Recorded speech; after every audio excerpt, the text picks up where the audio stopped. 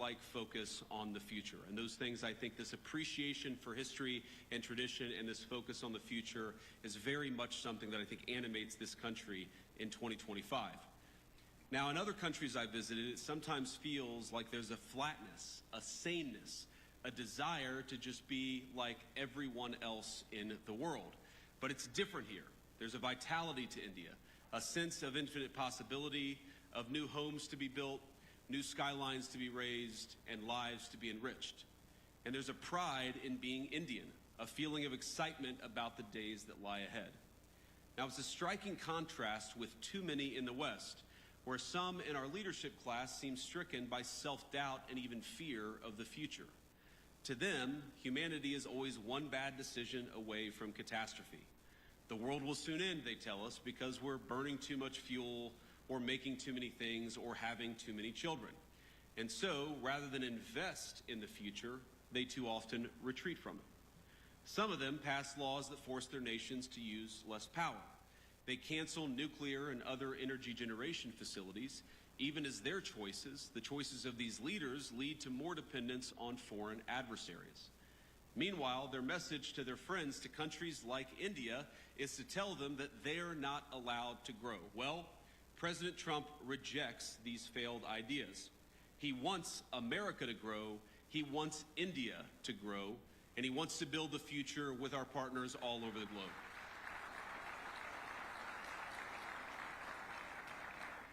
And when I look at this audience, or when I visit this incredible country over these last couple of days, I see a people that will not be held back. Now, the most profound responsibility I believe that all of us have is not to ourselves, but to the next generation, to make sure we leave them with a better society than the one that our parents and our grandparents gave us. And this is the world that America seeks to create with you.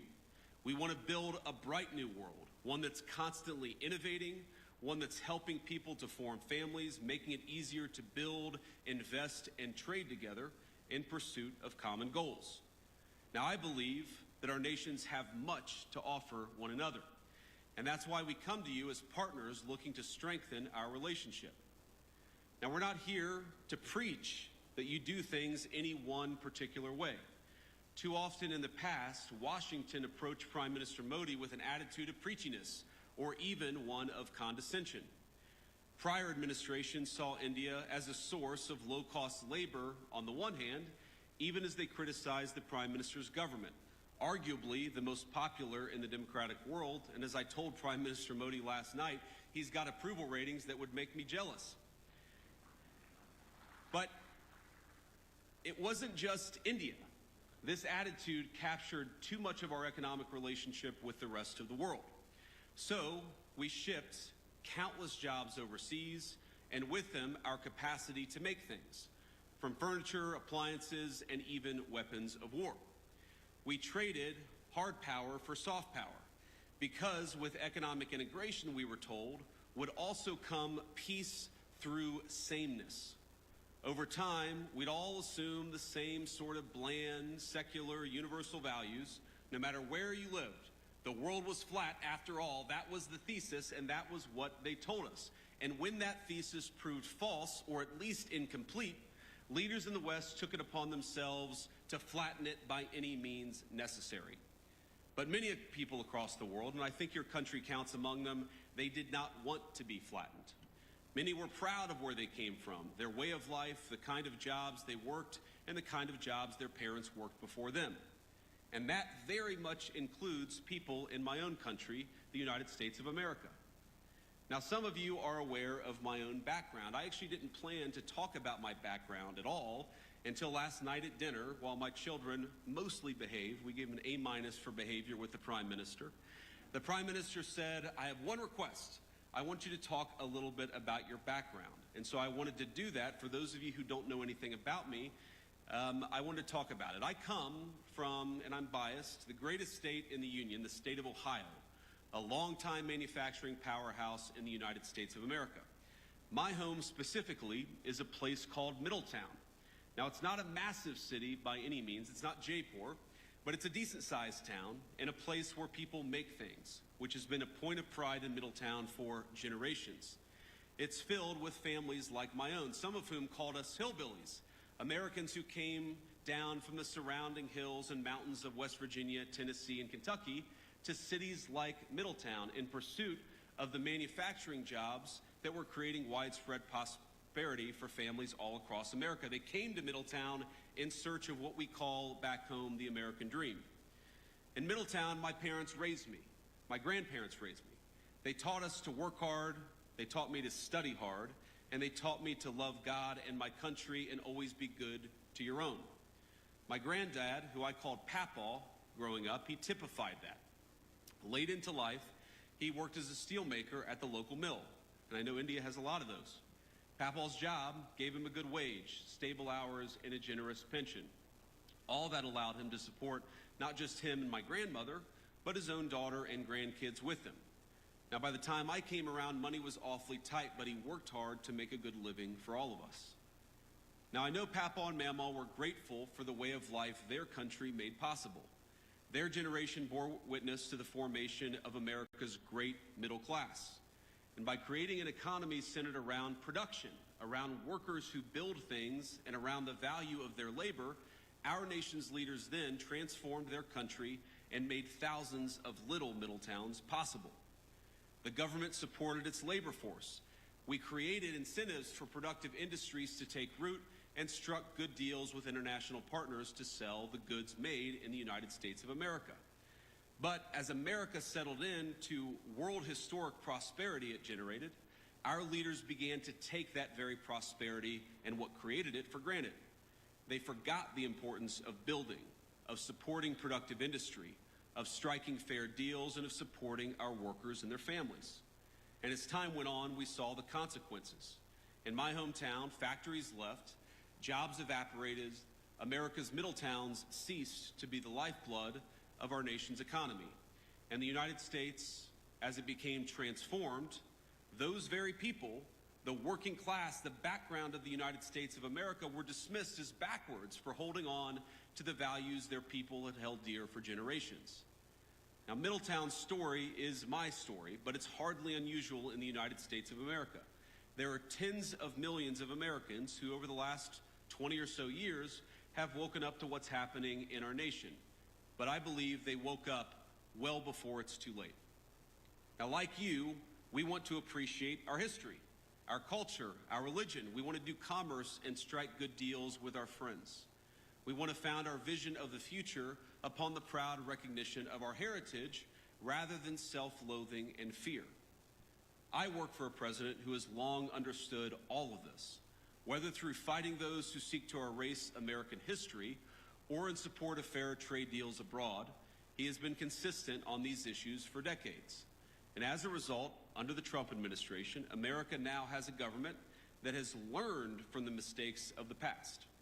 It's why President Trump cares so deeply about protecting the manufacturing economy that is the lifeblood of American prosperity and making sure America's workers have opportunities for good jobs. As we saw earlier this month, he will go to extraordinary lengths to protect and expand those opportunities for all Americans. And so today I come here with a simple message. Our administration seeks trade partners on the basis of fairness and of shared national interests. We want to build relationships with our foreign partners who respect their workers, who don't suppress their wages to boost exports, but respect the value of their labor. We want partners that are committed to working with America to build things, not just allowing themselves to become a conduit for transshipping others' goods. And finally, we want to partner with people and countries who recognize the historic nature of the moment we're in, of the need to come together and build something truly new, a system of global trade that is balanced, one that is open, and one that is stable and fair. Now, I want to be clear, America's partners need not look exactly like America, nor must our governments do everything exactly the same way. But we should have some common goals, and I believe here in India we do, in both economics and in national security. And that's why we're so excited. That's why I'm so excited to be here today. In India, America has a friend, and we seek to strengthen the warm bonds our great nations already share. Now, Critics have attacked my president, President Trump, for starting a trade war in an effort to bring back the jobs of the past, but nothing could be further from the truth. He seeks to rebalance global trade so that America, with friends like India, can build a future worth having for all of our people together. And when President Trump and Prime Minister Modi announced in February that our countries aim to more than double our bilateral trade to $500 billion by the end of the decade, I know that both of them meant it. And I'm encouraged by everything our nations are doing to get us there. As many of you are aware, both of our governments are hard at work on a trade agreement built on shared priorities, like creating new jobs, building durable supply chains, and achieving prosperity for our workers. In our meeting yesterday, Prime Minister Modi and I made very good progress on all of those points. And we are especially excited to formally announce that America and India have officially finalized the terms of reference for the trade negotiation. I think this is a vital step. Thank you.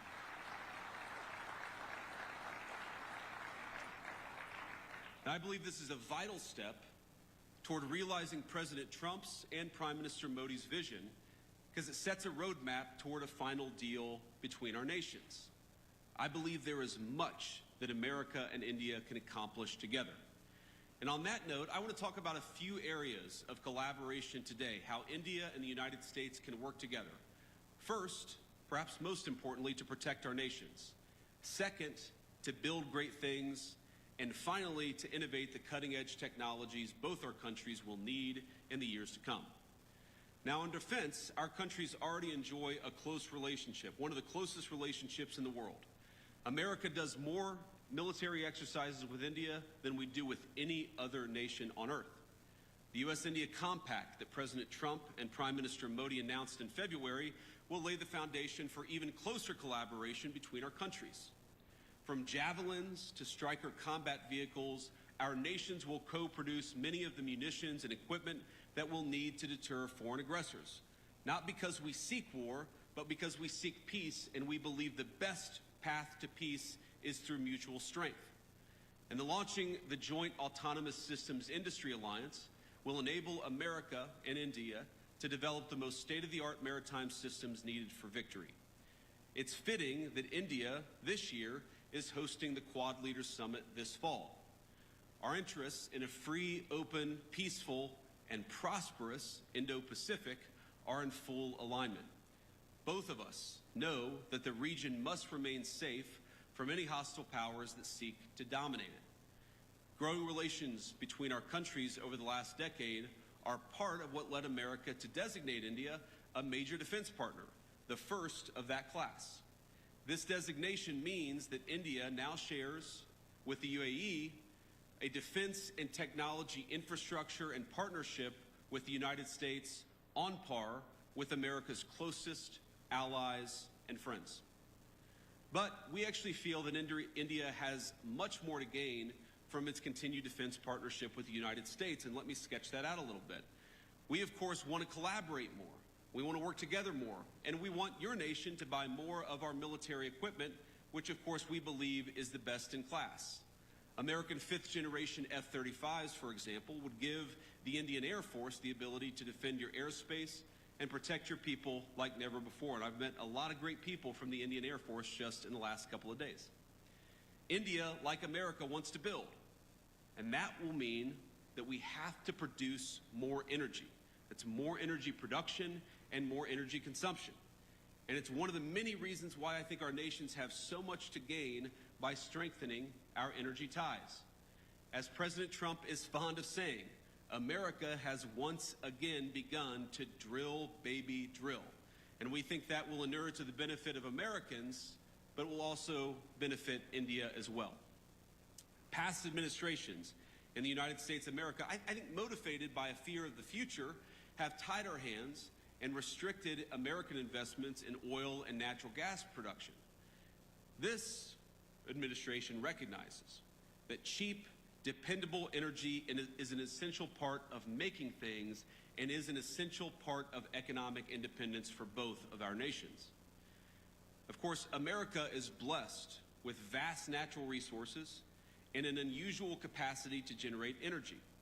So much that we want to be able to sell it to our friends like India. We believe your nation will benefit from American energy exports and expanding those exports. You'll be able to build more, make more, and grow more, but at much lower energy costs. We also want to help India explore its own considerable natural resources, including its offshore natural gas reserves and critical mineral supplies. We have the capacity and we have the desire to help. Moreover, we think energy co-production will help beat unfair competitors in other foreign markets. But India, we believe, can go a long way to enhance energy ties between our nations. And one suggestion I'd have is maybe consider dropping some of the non-tariff barriers for American access to the Indian market. Now, I've talked about this, of course, with Prime Minister Modi. And look, President Trump and I know that Prime Minister Modi is a tough negotiator. He drives a hard bargain. It's one of the reasons why we respect him. And we don't blame Prime Minister Modi for fighting for India's industry. But we do blame American leaders of the past for failing to do the same for our workers. And we believe that we can fix that to the mutual benefit of both the United States and India. Let me give an example. American ethanol, we believe made from the finest corn in the world, can play a tremendous role in enhancing our partnership. And I know our farmers would be delighted to support India's energy security ambitions. We welcome the Modi government's budget announcement to amend India's civil nuclear liability laws, which currently prevent U.S. producers from exporting small modular reactors and building larger U.S.-designed reactors in India. There's much that we can create, much that we can do together. We believe that American energy can help realize India's nuclear power production goals, and this is very important, as well as its AI ambitions.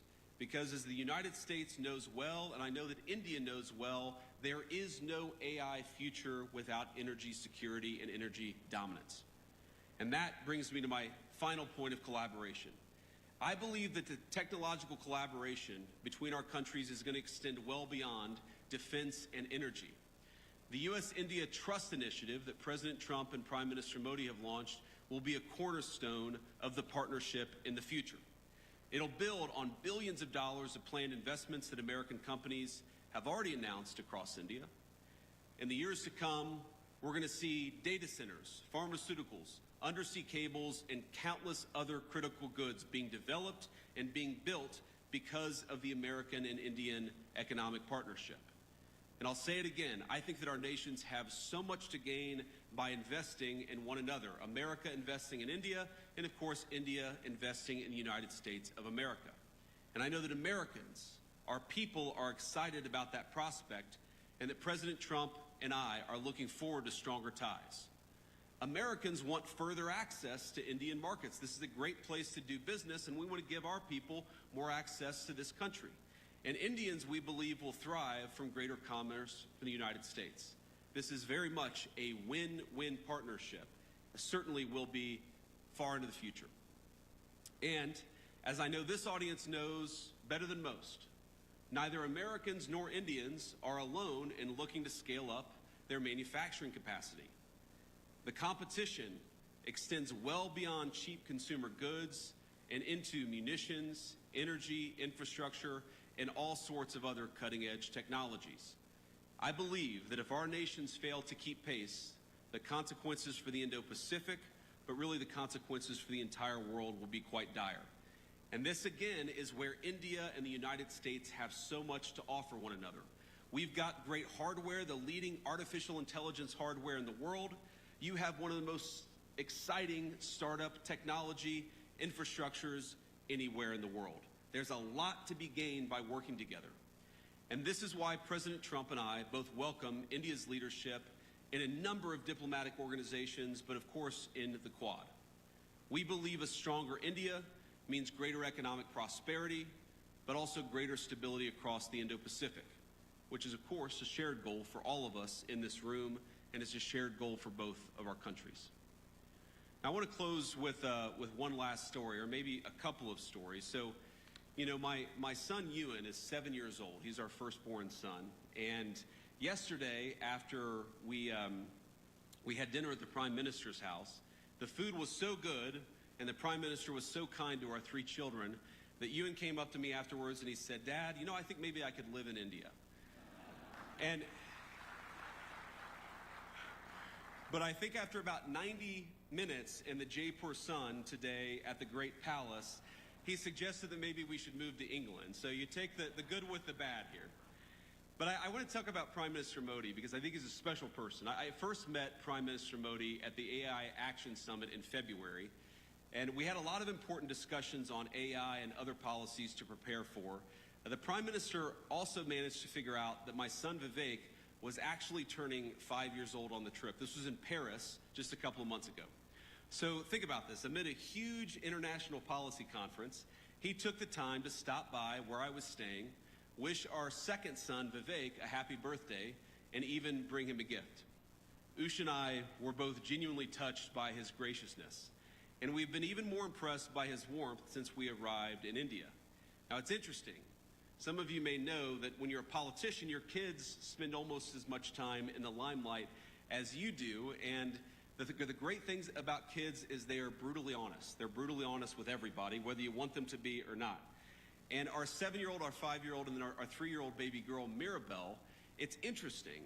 They have only really attached themselves to, they've only really liked, I should say, they've only really built a rapport with 2 world leaders. The first, of course, is President Trump. He just has a certain energy about him. But Prime Minister Modi, it's the exact same thing. Our kids just like him. And I think that because kids are such good, strong of characters, I just like Prime Minister Modi too. And I think it's a great foundation for the future of our relationship. I could tell when Prime Minister Modi came over a couple of months ago, and I believe today that he is a serious leader who has thought deeply about India's future prosperity and security, not just for the rest of his time in office, but over the next century. And I want to end by making a simple, overarching point. We are now officially 1/4 into the 21st century, 25 years in 75 years to go. And I really believe that the future of the 21st century is going to be determined by the strength of the United States-India partnership. I believe, thank you. I believe that if India and the United States work together successfully, we are going to see a 21st century that is prosperous and peaceful. But I also believe that if we fail to work together successfully, the 21st century could be a very dark time for all of humanity. So I want to say, it's clear to me, as it is to most observers, that President Trump, of course, intends to rebalance America's economic relationship with the rest of the world. That's going to fundamentally will cause profound changes within our borders in the United States, but of course with other countries as well. But I believe that this rebalancing is going to produce great benefits for American workers. It's going to produce great benefits for the people of India. And because our partnership is so important to the future of the world, I believe President Trump's efforts, joined of course by the whole country of India and Prime Minister Modi, will make the 21st century the best century in human history. Let's do it together. God bless you, and thank you for having me. And that was Vice President J.D. Vance a bit earlier this morning in India discussing the economic relationship between the two countries. Thank you so much for joining us here on Live Now from Fox. My name is Christy Matino. I'll be here for the next 2 hours with you. I do want to share a live look that we're getting inside a courtroom right now as we continue to follow this case here, and as it relates to Karen Reed. And you can see on the side of your screen just some information about this case we've been following here. Just outside of Boston today, opening statements are going to begin in the retrial of Karen Reed. She's a Massachusetts woman accused of killing her boyfriend, Boston police officer John O'Keefe, back in January of 2022. Prosecutors say that after drinking heavily, Reed killed O'Keefe by hitting him with her SUV and leaving him to die during a heavy snowstorm. In turn, Reed's attorneys say that O'Keefe was killed in a fight with other law enforcement officers and suggest his body was then moved outside. And they accuse various Massachusetts law enforcement 2282CR117, the Commonwealth versus Karen Reed. So, good morning.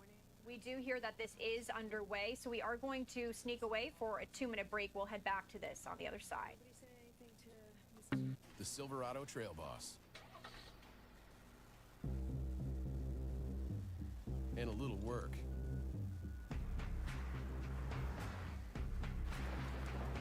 And a little play. And a truck that says no to nothing. And Chevrolet. It's Chevy Truck Month.